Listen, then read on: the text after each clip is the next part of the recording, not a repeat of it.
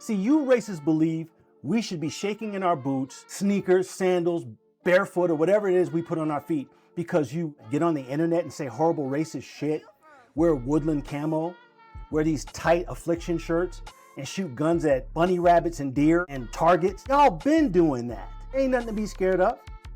Hell, you think your racism is worse and scarier than the racist shit preceding us for hundreds of years by your ancestors that had the legal right to do so? The legal right to do their worst to us? You really believe that any of that will fly today? And you can somehow, intimidate and humble a group of people who very much know who we are right now, where we are, much more prepared than our ancestors ever were, more capable and empowered than our ancestors have ever been. You think you can scare us now? You blather on about starting a race war that never ended in the first place. We've always been at war. You started it. White supremacy as a foundational concept has never been successful. History proves that this ideology is built on a foundation of sand and that the Most High God of Scripture made it that way.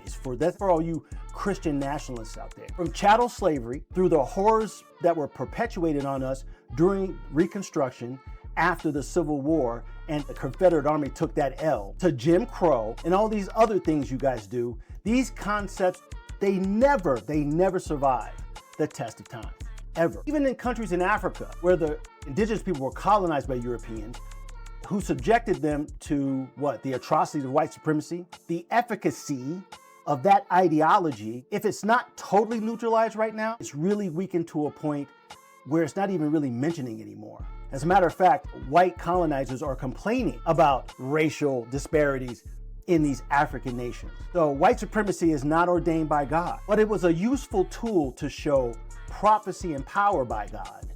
It was never allowed to live longer than it needed to meet the Most High God's promises or purposes.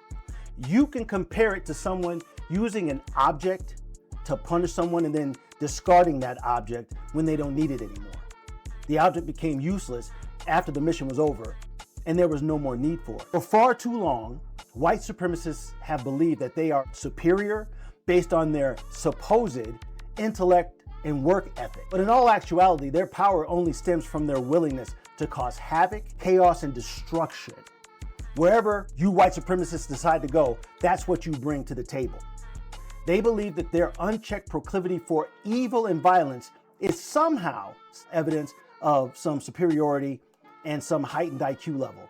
That's probably the dumbest shit I've ever heard in my life. This is a huge and devastating miscalculation on their parts. What they don't realize is that this is all part of prophecy, and nothing could have been accomplished by them if not for the God of Scripture allowing this to happen. Further, for those of them that cannot discern the Scripture and what I just said, the prophecy also sees the demise of those who persecuted us, which are the white supremacists of back in the day and now.